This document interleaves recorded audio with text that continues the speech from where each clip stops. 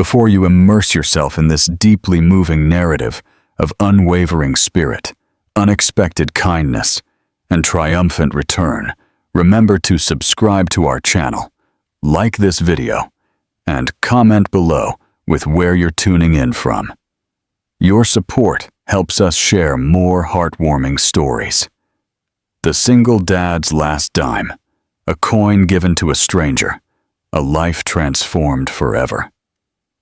Imagine a bustling city street, slick with rain, as a single father with his small child gives his last coin to a distraught stranger. He has nothing, yet he gives everything. Days later, she returns, not with a simple thank you, but with an offer that will irrevocably change his life, revealing a future he never dared to dream of. What secrets does she carry? And how will this humble act of kindness bloom into an extraordinary love story, proving that the greatest riches are found not in wealth, but in generosity of spirit? Chapter 1. A Coin in the Rain. "Please, I just need to call a taxi," Sarah Vance pleaded, her hands trembling as she held the payphone. Tears had ruined her makeup, and her wedding dress was soaked by the torrential rain lashing New York City. Daniel Hayes watched her from the bakery awning, with Lily nestled in his arms. The 6-year-old shivered from the cold, but her curious little eyes never left the elegant woman who was crying. "Are you all right, ma'am?" Daniel asked, approaching cautiously. His accent was soft but distinct. Sarah looked up. The stranger's eyes reflected a genuine kindness that contrasted sharply with everything she had just experienced. "My phone died and I don't have any cash." Without hesitation, Daniel reached into his jacket pocket and pulled out a single $20 bill. It was all he had until Monday, when he got paid from the workshop. "Here," he extended the money, "for the phone." Sarah looked at him, stunned. "But don't you need this?" Daniel smiled with the warmth he had inherited from his late wife. "There's always someone who needs it more than you do." As Sarah dialed the taxi number, she overheard the conversation between father and daughter. "Daddy, I'm hungry," Lily murmured. "I know, princess.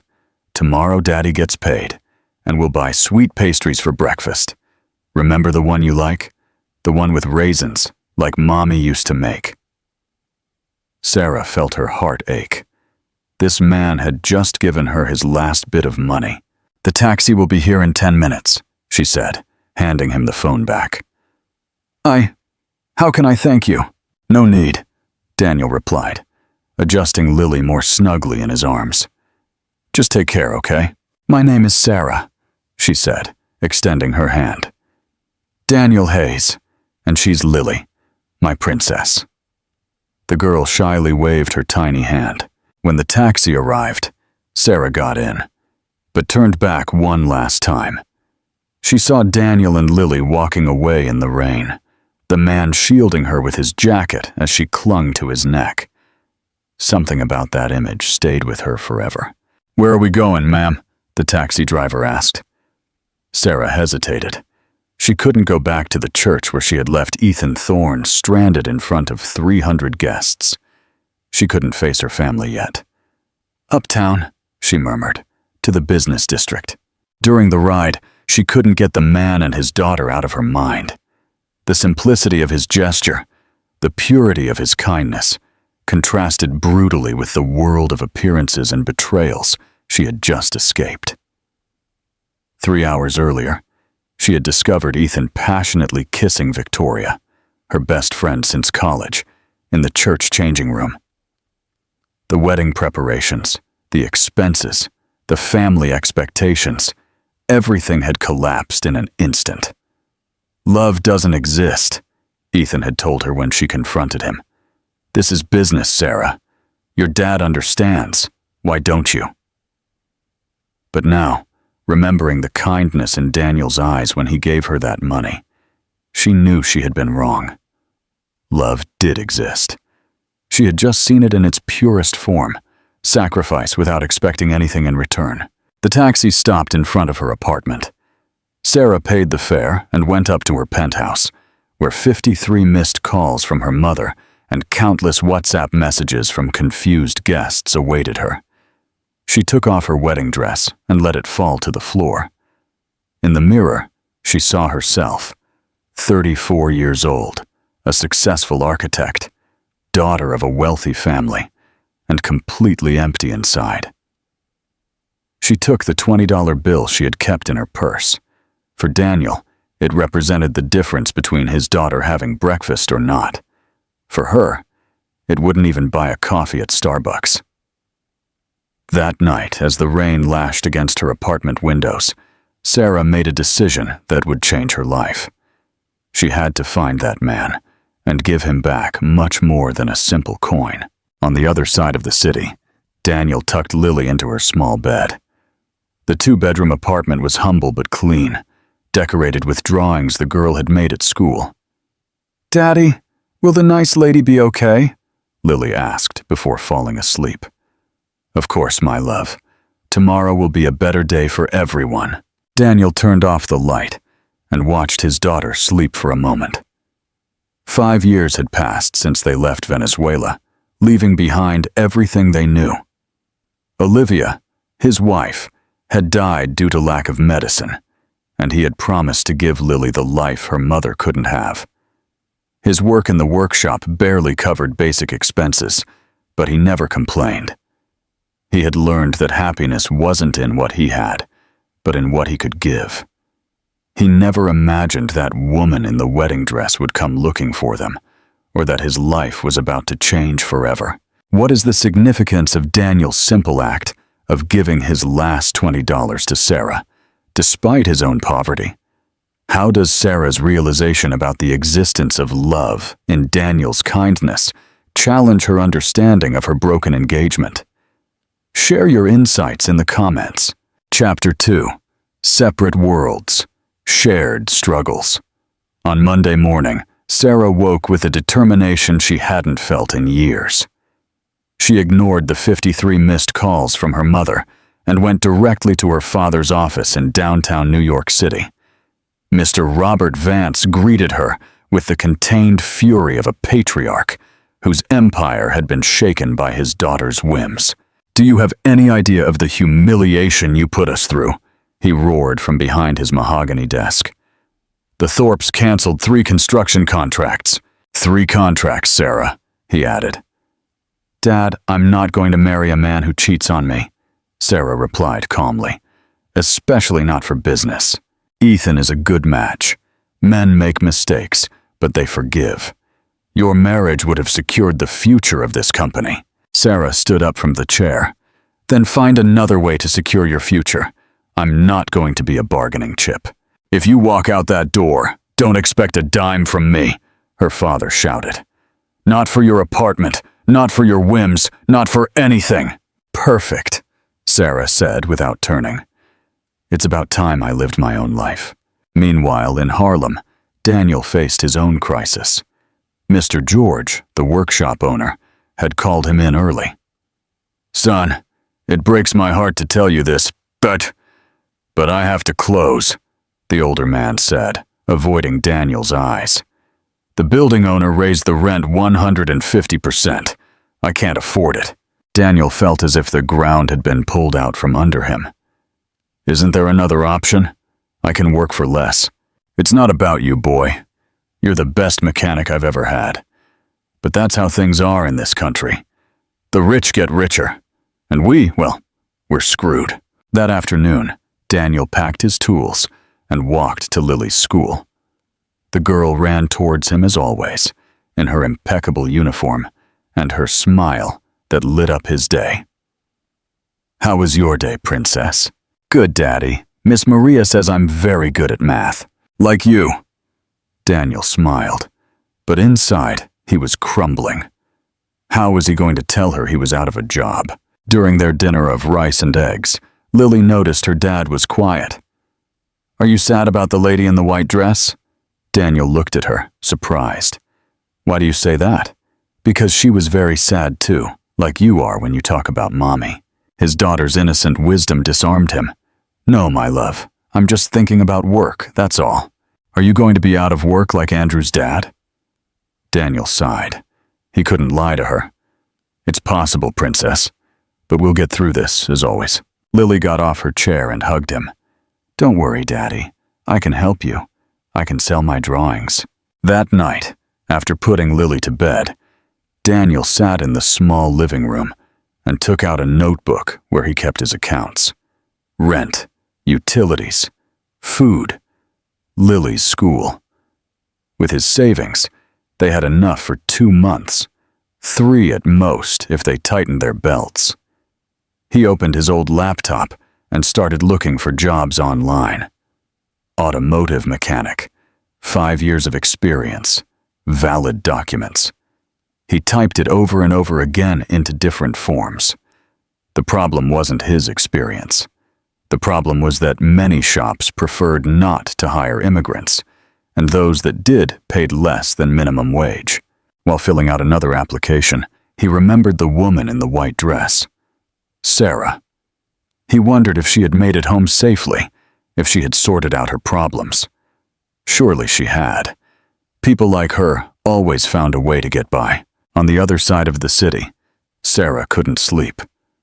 She had spent all afternoon walking around the neighborhood where she met Daniel, asking in shops and bakeries about a Venezuelan mechanic with a little girl. The tall, dark-haired boy, who's always with his little girl, Mrs. Peterson at the bakery had asked.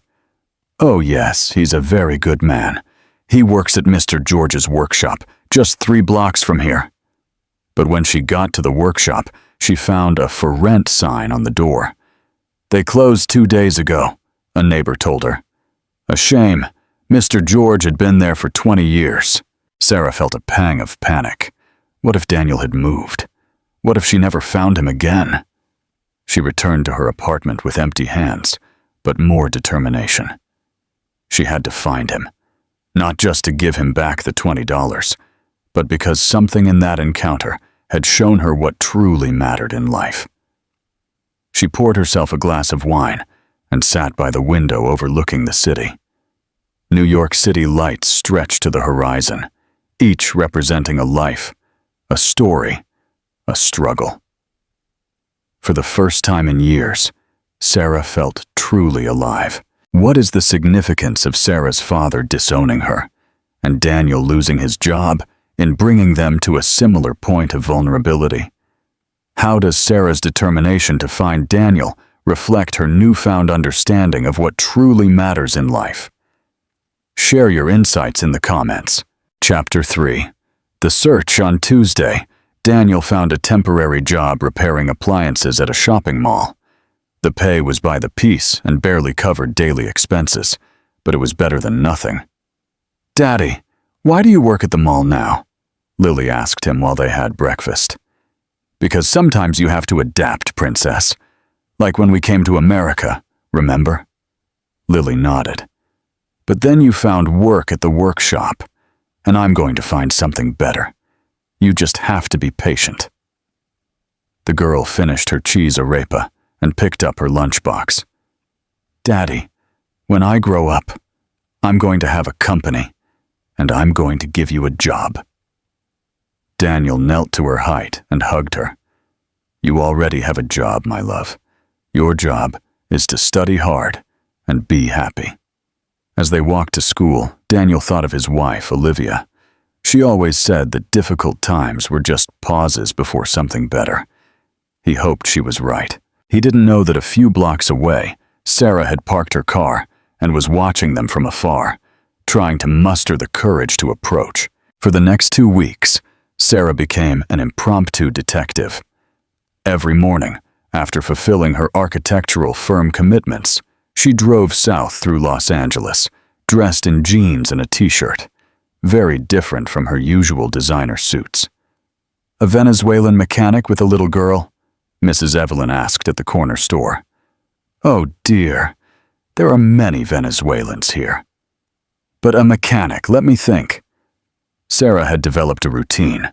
She visited workshops, hardware stores, auto parts stores, always asking for Daniel Hayes.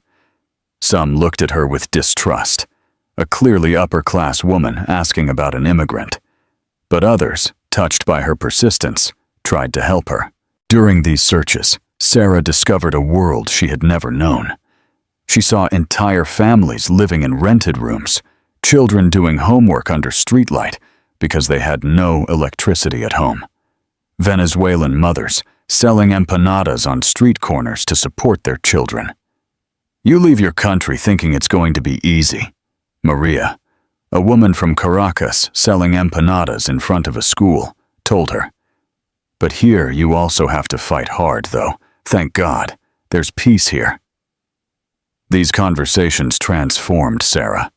For the first time, she understood what the word privilege meant and was ashamed of the years she had wasted complaining about insignificant problems. Meanwhile, Daniel struggled to maintain hope. The mall job had ended, and now he repaired bicycles and small appliances from his apartment. Lily had turned this into a game, organizing the tools by size and greeting customers with her contagious smile. "Good morning. Welcome to Daddy's workshop," the girl would say when someone knocked on the door. "He's the best mechanic in all of New York City." The building's neighbors had started bringing him their broken appliances. Mrs. Rodriguez from the second floor, the young student from the fifth, even Mr. Smith, the grumpy administrator, had ended up trusting Daniel's skilled hands. "That boy is pure gold," Mrs. Peterson commented, while Daniel fixed her blender.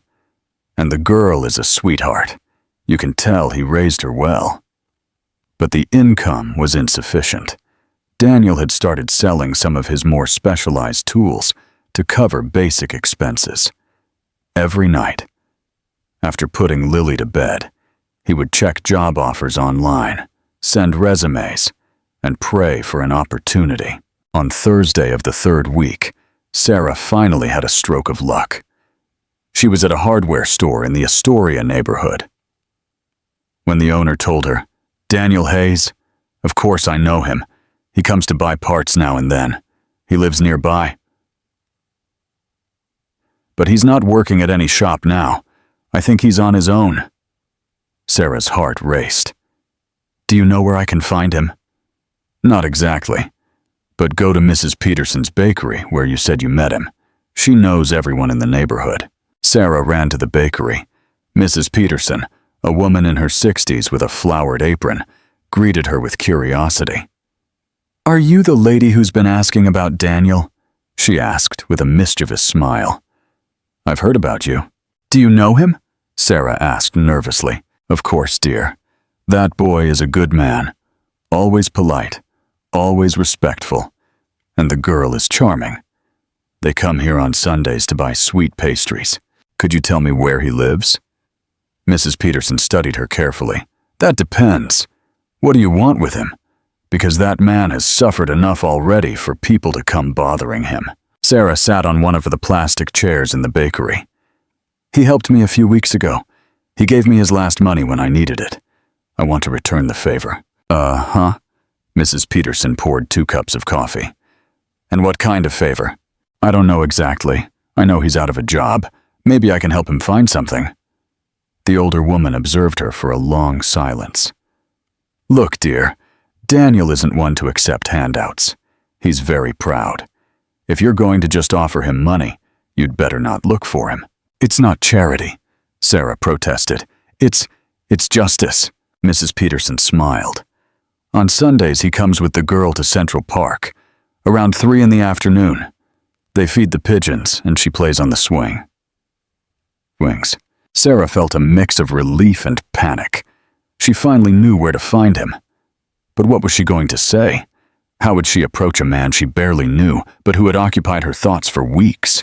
"One more thing," Mrs. Peterson told her as Sarah stood up to leave. "That man lost his wife 5 years ago. Since then, the only thing that matters to him is that girl. So if you have any strange intentions—" "No," Sarah quickly denied. "I just want to help him, truly." "All right, but try not to show up too elegantly. Daniel will feel uncomfortable." That night, Sarah tried on 5 different outfits in front of the mirror. Jeans, t-shirt, sneakers. Nothing too expensive. Nothing that screamed, "I'm rich." She pulled her hair back in a ponytail and put on just a little makeup. Sunday arrived with an anxiety she hadn't felt since her university graduation exams.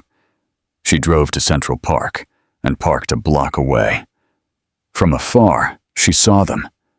Daniel pushing Lily on the swing while she screamed with happiness. "Higher, Daddy! Higher!" The girl's laughter echoed throughout the park, contagious and pure. Sarah slowly approached, her heart pounding so hard she was sure Daniel would hear it. When she was a few feet away, Lily saw her first. "Daddy, it's the nice lady in the white dress!" Daniel turned, surprised. His eyes met Sarah's, and for a moment time stopped. "Do you remember me?" Sarah asked, approaching with a nervous smile. Daniel immediately recognized her. "The lady from the rain. How are you?" "Good. Better now." Sarah looked at Lily, who watched her with curiosity. "Hello, Princess. Do you remember me?" The girl nodded shyly. "I came to give this back to you." Sarah pulled an envelope from her purse. "And much more." Daniel frowned. "I don't understand. You helped me when I needed it most. Now, I want to help you." Daniel's expression changed immediately.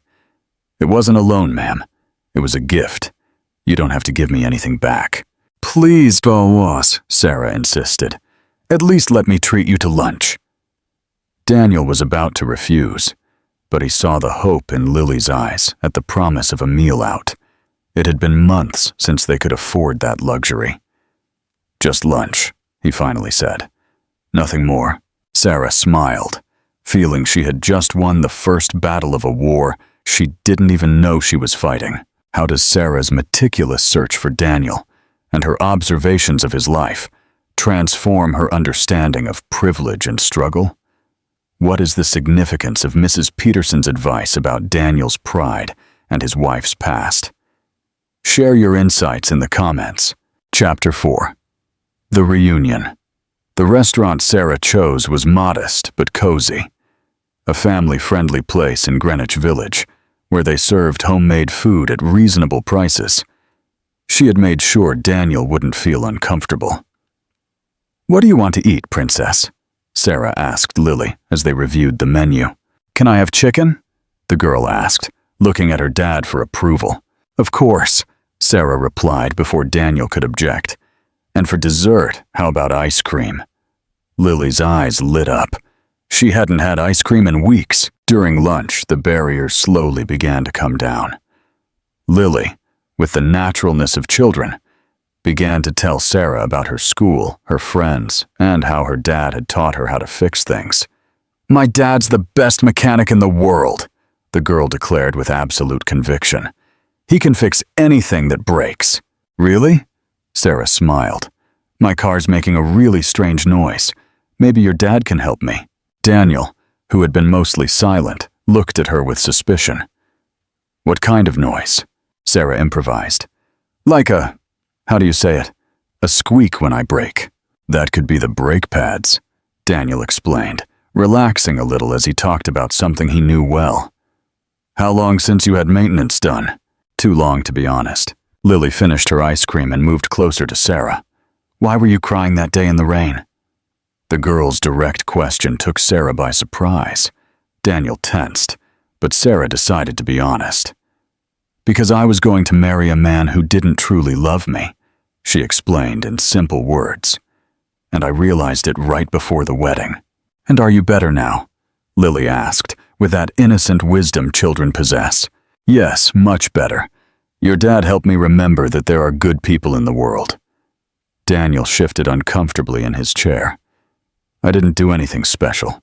"Yes, you did," Sarah insisted. "You gave me hope when I needed it most." After lunch, they walked through the cobblestone streets of the historic center. Lily ran ahead, chasing pigeons, while Sarah and Daniel talked. "How long have you been in America?" Sarah asked. 5 years this December, Daniel replied. "We arrived when Lily was 1. And your wife?" Daniel's face saddened. "Olivia died before we left Venezuela. Diabetes. We couldn't get insulin." His voice broke slightly. That's why I decided to leave. I wanted to give Lily the opportunities her mom couldn't have. Sarah felt a pang in her chest. I'm so sorry. Olivia was a nurse. Daniel continued, watching his daughter play. She always said that the most important work in the world was taking care of others. I think that's why Lily is so affectionate. You can tell you raised her with a lot of love. It's the only thing I have to give her. Daniel smiled sadly. Love and the example that you have to work honestly to get ahead. Sarah wanted to ask him about his employment situation, but she didn't dare. Instead, she decided to be direct about something else. Did you know I work as an architect? Daniel looked at her, surprised. I didn't know. I own my own firm, and I constantly need reliable people for construction and remodeling projects. Would you be interested in discussing some opportunities? Daniel's expression immediately hardened. Miss Sarah, I don't accept charity. It's not charity, she protested. It's work, real work, well-paying, for someone with experience. You don't know me. You don't know if I'm good at what I do.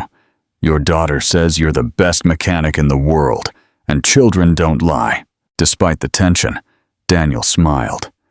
Lily is my #1 fan. Then prove her wrong. Look at my car. Tell me what it needs, and if you do a good job, we'll talk about other things. Daniel studied her for a long moment. There was something in Sarah's determination that reminded him of Olivia. His wife had also been stubborn when she believed in something. All right, he finally said, but only because I need the work, not out of pity. Perfect, Sarah smiled. Though I have to confess something, my car isn't making any noise. I made it up. Daniel stopped dead. What? I wanted an excuse for you to accept my help, but it probably needs maintenance anyway. For a moment, Sarah feared Daniel would be upset, but then he burst out laughing. A deep, sincere laugh she hadn't heard in a long time. You're a terrible liar, he told her. I know. That's why I can never be a politician. Lily ran towards them. What are you laughing about? That Sarah can't lie, Daniel explained. That's good, the girl declared. Lying is bad. My dad says you always have to tell the truth. Sarah knelt to Lily's height. Your dad is right, and the truth is, I'd like to be your friend. How does that sound? Lily looked at her dad, then at Sarah, and nodded enthusiastically.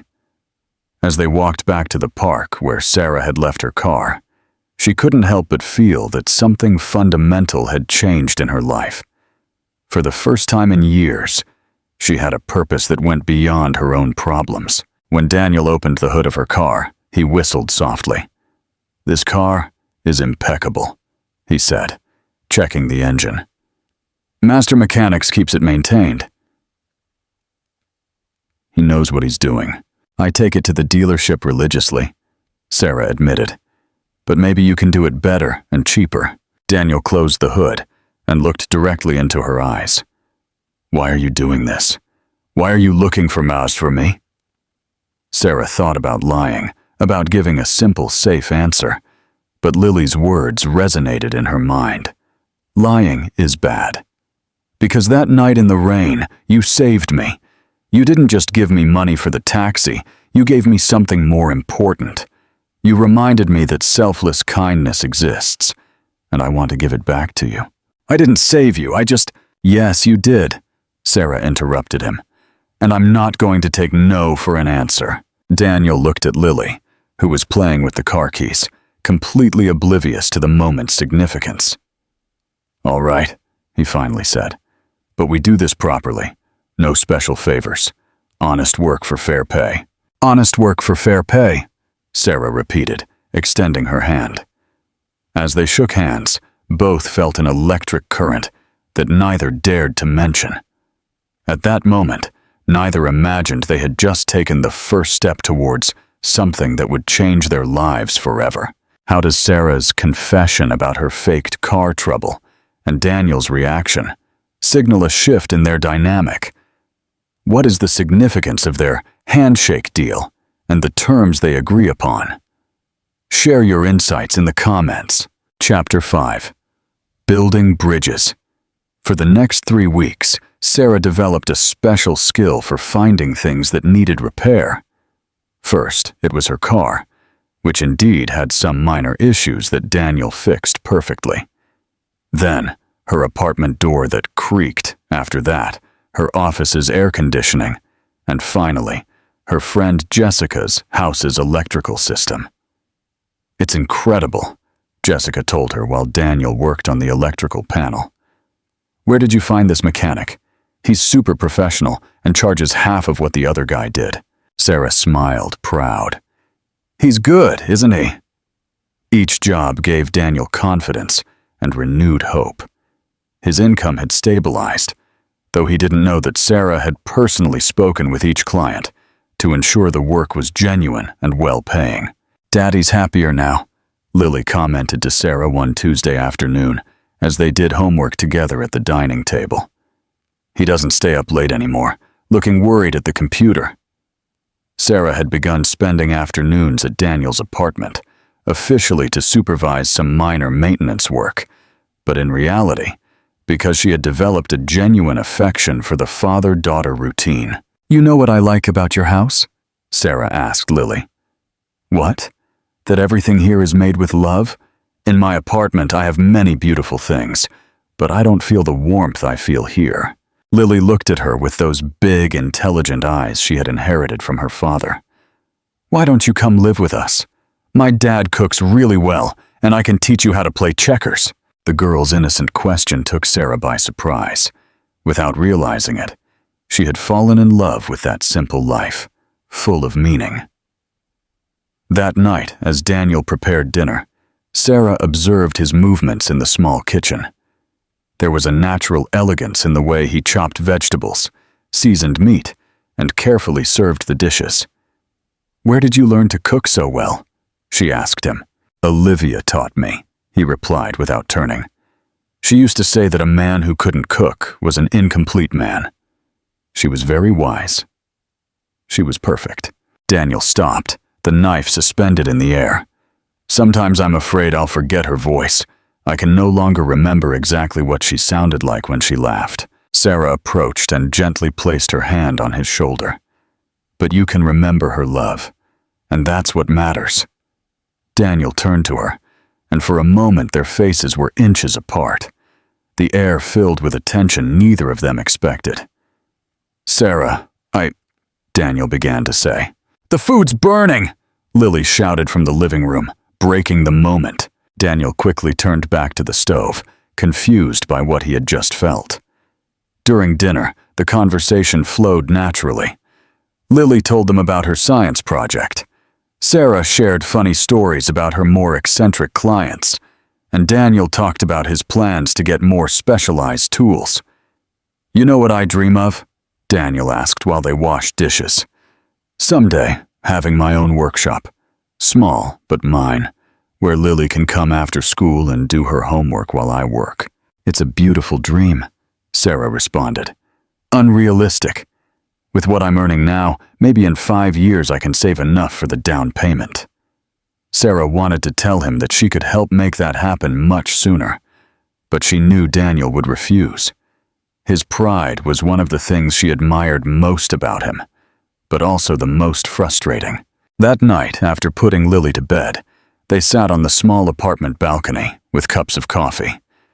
"Can I ask you something personal?" Sarah said. "Sure. Don't you feel lonely? I mean, raising Lily all by yourself." Daniel remained silent for a long moment. "Every day," he finally admitted. "But Lily gives me strength, and I've learned that loneliness isn't always bad. Sometimes it helps you appreciate good company more when you find it." Their eyes met in the dimness of the balcony, and that electric tension reappeared. "Sarah," Daniel murmured, moving a little closer. "Yes? Us? What's happening here? We're from very different worlds. And does that matter? It should matter." Daniel sighed. "You have a university education, your own firm, a family with money. I'm an immigrant mechanic living paycheck to paycheck. You know what I see." Sarah moved closer. "I see a hard-working, honest man who has sacrificed everything to give his daughter a good life. I see someone who has more class and dignity than any millionaire I've ever met. It's not that simple. Yes, it is. Sarah placed her hand on his. Feelings don't understand social classes. Daniel looked at their intertwined hands. What feelings? Sarah took a deep breath, gathering her courage. The ones I feel for you, and for Lily. The ones that make me want to be here every afternoon. The ones that make me dream of a different life. Sarah, don't tell me you don't feel the same. I see it in your eyes. Daniel got up abruptly, moving away from her. This can't happen. Why not? Because it's not fair to you. You deserve someone on your level. Someone who can give you what you're used to having. And what if I don't want that? What if what I want is this?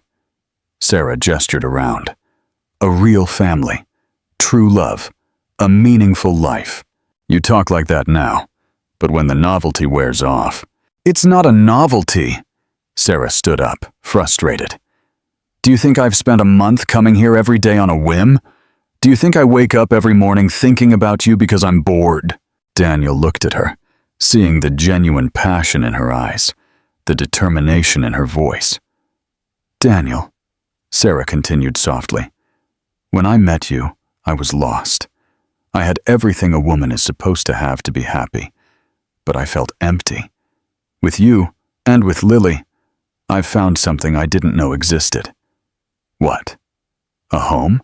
The words hung in this night air, like both a confession and a promise. Daniel slowly approached, cupped Sarah's face in his hands, and without another word, kissed her. It was a soft kiss at first, full of doubts and fears, but it gradually became something deeper, more desperate, as if both of them had been waiting for that moment much longer than they were willing to admit. When they parted, Daniel rested his forehead against hers. This scares me a lot, he whispered. Me too, Sarah admitted, but I'm more afraid of not trying. From her room window, Lily watched them with a huge smile. Her last wish before falling asleep had come true. She would finally have a mom. Neither of them knew that their lives were about to be put to the toughest test imaginable. How does Maria's spontaneous question about living with Daniel and Lily, and her offer to teach Daniel how to cook, reflect her growing affection for them? What is the significance of Daniel's confession of loneliness, and how does it create a turning point in their relationship? Share your insights in the comments. Chapter 6. The Storm and the Light. 2 months after their first kiss, Sarah and Daniel had found a natural rhythm in their relationship. She spent afternoons at the apartment, had dinner with them almost every day, and on weekends, the three of them went out together as a family. Lily had started calling her Isa, with the spontaneous affection of children who have found someone special. Daniel's business had grown. He now had 5 regular clients, in addition to Sarah, and had started saving real money for the first time in years. His dream of owning his own workshop no longer seemed so distant. Isa, are you coming to my presentation tomorrow? Lily asked her, while they did a puzzle at the dining table. What presentation, princess? I have to talk about my family for Mother's Day. I'm going to say I have the best daddy in the world and the prettiest stepmom. Sarah felt her eyes well up with tears. Stepmom? Is that wrong? Lily asked, worried. No, my love. It's perfect. That night, Sarah told Daniel about the conversation. Does it bother you? She asked, lying on the sofa after Lily fell asleep. Bother me? It moves me, Daniel replied, kissing her forehead. Lily loves you. And me? I love you too. It was the first time they had said those words. Sarah sat up to look him in the eyes. I love you too, Daniel. And Lily, more than I thought possible. You know what I've been thinking about, Daniel murmured. What? That maybe it's time you met my American friends. Michael and his wife live a few blocks away. He's also a mechanic. Sarah smiled. I'd love to. What neither of them knew was that Ethan Thorne had hired a private detective to follow Sarah. His wounded pride and thirst for revenge had grown during those months, fueled by his upper-class friends' mocking comments about how the heiress had run off with a mechanic. The detective had given him photos of Sarah entering and leaving Daniel's building, images of the three of them walking in the park, clear evidence of a serious relationship. "He's Venezuelan," the detective informed him. "He has a 6-year-old daughter. He lives in Harlem, a working-class neighborhood." Ethan studied the photos with a cruel smile. "Perfect. I know exactly how to handle this." On Friday night, Daniel was returning from fixing a client's air conditioning when 3 men intercepted him in his building's parking lot. "Are you Daniel Hayes?" the tallest one asked. He was a burly man with scars on his face. "Who's asking?" "Someone who doesn't want you messing where you don't belong." Before Daniel could react, the blow landed on his stomach. He doubled over in pain, but managed to stay on his feet. "You have something that doesn't belong to you," the man continued, as the other 2 surrounded him. "Miss Sarah Vance."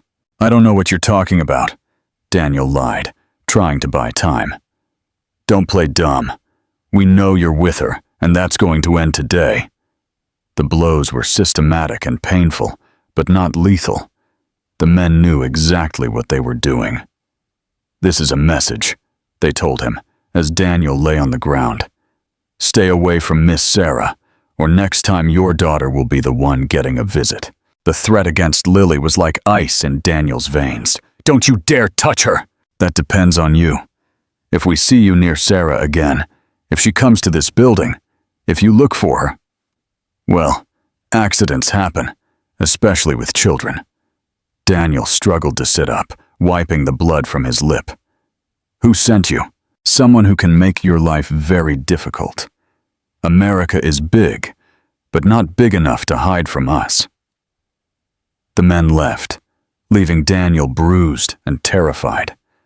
Not for himself, but for Lily. That night, when Sarah arrived as usual at 6, Daniel was waiting for her at the building entrance. "What are you doing out here?" Sarah asked him, immediately noticing his tense expression. "And what happened to your face?" "I fell fixing a car," Daniel lied. "Sarah, we need to talk." "Here? We're not going upstairs?" "No, it's better here." Daniel's cold tone set off Sarah's alarms. "What's wrong? Is everything all right?" Daniel took a deep breath, preparing for the most difficult words of his life. "This isn't working." "What?" "Us. This relationship was a mistake." Sarah froze. "What are you talking about? Yesterday you told me you loved me." "I was wrong. I got carried away by the situation, but the reality is that we're from different worlds. This was never going to work." "Daniel, what's really going on?" "This morning you were fine. We talked on the phone." "Sarah, listen closely." Daniel looked her directly in the eyes, hating himself for every word he was about to say. "You're a rich, educated woman with a future. I'm an undocumented immigrant mechanic with no real future in this country. What could come of this? Undocumented. But you told me you had valid documents." Daniel had lied about that part to make himself sound more credible. "I lied. I thought I could take advantage of your kindness, but I realized it wasn't right." The words hit Sarah like slaps. "Take advantage? Is that what you think happened? What else? A woman like you would have nothing to do with someone like me under normal circumstances." "That's not true." "Yes, it is. And it's better if we each stay in our own place before this gets more complicated." Sarah felt her heart break. "And Lily? What are you going to tell her?" "That's my problem." "Daniel, please, I know something's going on. This isn't real. You're not like this." "It's real, Sarah, and it's final. I don't want to see you again." Sarah looked at him for a long moment, searching in his eyes for any sign that he was lying. But Daniel's expression was impenetrable. "All right," she finally said, her voice broken. "If that's what you want." She turned and walked towards her car, fighting back tears until she reached it. Daniel watched her leave, feeling his soul being torn apart. Upstairs, Lily had overheard part of the conversation from the window. When Daniel came up, she was crying on the sofa. "Why did you say that to Issa, Daddy? Why did you make her cry?" Daniel knelt in front of his daughter, his heart broken. "Sometimes grown-up things are complicated, Princess. But you love her, and she loves us. Lily, listen to me. From now on, Sarah won't be coming anymore. And if anyone asks you about her, don't say anything. Understand?" "Why?" "Because it could be dangerous for you." Lily didn't fully understand, but she saw the real fear in her father's eyes, and she nodded. That night, both cried. Daniel for the love he had to sacrifice, and Lily for the mother she had lost before she could call her that. In her penthouse, Sarah also cried, but in her case, the tears gradually turned into determination. Something didn't add up in Daniel's story. Her intuition told her there was more than he had told her, and she was going to find out the truth. For 3 days, Sarah tried to process what had happened. She immersed herself in work, ignored calls from her friends, and tried to convince herself that Daniel was right, that it had all been a mistake. But she couldn't get the look in his eyes out of her mind when he told her he loved her. The way Lily had hugged her before she left, the genuine connection they had built during those months. On Tuesday morning, while reviewing blueprints in her office, she received an unexpected visit. "Miss Sarah?" A young man of about 25 stood at her office door. "Yes?" "My name is Ryan. I used to work for Mr. Ethan Thorne." Sarah's heart raced. "What do you want?" "To talk to you about what happened to the Venezuelan mechanic on Friday." Sarah immediately stood up. "What do you know?" Ryan nervously looked around. "Can we talk privately?" Sarah closed her office door and locked it. "Tell me everything. Mr. Thorne hired me to follow the mechanic, and after that, well, he hired 2 others to give him a message." "What kind of message?" "They told him to stay away from you or they'd hurt the girl." Sarah felt her blood run cold. "They threatened Lily?" "Yes, ma'am. And that's why I'm here. I have a daughter the same age. I couldn't sleep knowing I helped threaten an innocent child." Sarah sat heavily in her chair. Everything made sense now. Daniel's strange behavior, his sudden change, the lies about his documents. "Do you have proof?" Ryan pulled out his phone. "I recorded the conversation when Mr. Thorne gave us the instructions, and I have photos of the other 2 guys." Sarah listened to the recording with a mixture of fury and relief. Fury towards Ethan. Relief because Daniel hadn't really rejected her. "What do you want in exchange for this information?" "Nothing, ma'am. I just want to do the right thing. And I also want you to know that those guys won't bother the mechanic anymore. I told them you had broken up with him, that the job was done. And they believed you? For now. But if you see him again, I understand." Sarah stood up. "Ryan, thank you for coming. This won't stand." After Ryan left, Sarah called her lawyer, and then the police. With the evidence she had, Ethan would face charges for threats and intimidation. But before making anything official, she had to talk to Daniel. That afternoon, she waited outside Daniel's building until she saw him arrive from work.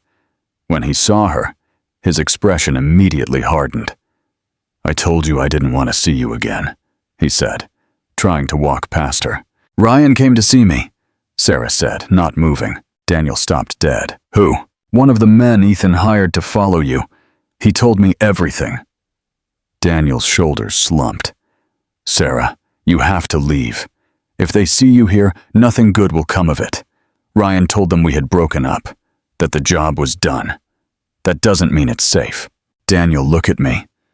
Sarah stood in front of him, forcing him to meet her gaze. "I know you love me. I know everything you said on Friday was a lie to protect me and Lily. Daniel, I know you're scared, but I'm not going to let Ethan destroy us. I've already filed a complaint against him. I have the recordings, the photos, everything." Daniel looked at her with a mixture of admiration and terror. "You did what?" What I should have done years ago. Stand up to a cowardly bully. You don't understand. These people have power. Money, contacts. And I have truth, evidence, and more determination than Ethan will ever have. Daniel approached her, taking her hands. What if it doesn't work? What if he finds another way to hurt us? Then we'll face that together. But I'm not running, and I'm not going to let you either. Sarah, I can't protect you the way you deserve. I don't need you to protect me. I need you to trust me, to trust us. At that moment, Lily appeared at the building entrance. She had been waiting by the window, and when she saw Sarah, she couldn't contain herself. "Isa!" she shouted, running towards her. Sarah picked her up and hugged her tightly. "Hello, princess. I missed you so much. You're not mad at Daddy anymore? I was never mad at your dad. There was just a misunderstanding, but we've fixed it." Lily looked at her father. "Is that true, Daddy?" Daniel looked at the two most important women in his life and felt hope return to his heart. "Yes, princess. It's true." That night, after putting Lily to bed, Sarah and Daniel sat on the balcony as before. "I'm scared," Daniel admitted, "that this is too good to be true." "I'm scared too," Sarah responded, "but I'm more scared of living without you two. And your family, your job, your old life. My old life was empty. My job will always be there. And my family, well, they'll have to understand that I found something more important than their approval." Daniel kissed her softly. "I love you, Sarah, more than words can express." "I love you too. You, Lily, this life we've built together. You know what Lily said this morning?" "What?" "That she dreamed we were getting married, the three of us, in the park where we first met." Sarah smiled. "And what do you think of your daughter's dreams?" "That sometimes dreams can come true." 2 weeks later, Ethan Thorne was arrested in his office. The evidence was overwhelming, and his lawyer advised him to plead guilty in exchange for a reduced sentence. When Sarah received the call, confirming that Ethan would not be out of jail for the next 3 years, she felt as if an enormous weight had been lifted from her shoulders. That night they celebrated with a homemade dinner. Lily had made a drawing of the three of them under a rainbow with the words, "My family," written in bright colors. "You know what I was thinking?" Sarah told Daniel while they washed dishes. "What?" "That maybe it's time you met my dad." Daniel almost dropped the plate he was drying. "Are you sure?" "I'm sure I want to spend the rest of my life with you, and that means you're going to have to meet my family sooner or later. And what if he doesn't like me? Then that's his problem. But something tells me that when he sees how happy you make me, and how wonderful you are with Lily, he'll understand." Daniel hugged her from behind as she finished washing the last glass. "How did I get so lucky?" "You were kind to a stranger on a rainy day," Sarah replied, leaning against his chest. "And that changed everything." From the living room, they heard Lily's musical laughter watching cartoons, and both knew they had found their place in the world. Love had triumphed over fear, truth over lies, and the family they had chosen over the circumstances they had inherited. But their story was just beginning. What is the significance of Ryan's intervention in revealing Ethan's true intentions and the threats against Daniel and Lily? How does Sarah's decision to fight for justice rather than simply fleeing mark a pivotal moment in her character's development? Share your insights in the comments. Epilogue. Running forever. 5 years later, the October sun warmed Central Park as Sarah spread the picnic blanket in the same spot where they had reunited. "Careful, Leo, my love," she shouted to Leo, now 11, who was chasing his 3-year-old brother Max through the trees. "I know, Mama Isa," the girl responded, who had grown into a confident preteen, perfectly bilingual, speaking both English, English, and Spanish with pride. Daniel arrived carrying the cooler and folding chairs. At 39, he looked more relaxed, more prosperous. but retained that humility and warmth that had captivated Sarah from day one. "Is my favorite grandson here yet?" a voice asked behind them. Sarah turned, smiling. "Hello, Dad." Mr. Robert Vance, now 68, approached with open arms. His reconciliation with his daughter had been gradual, but complete.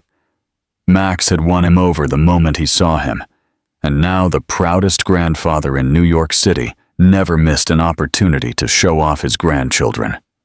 "Where's my little engineer?" he asked, referring to Leo, with the affectionate nickname he had given him. "Grandpa!"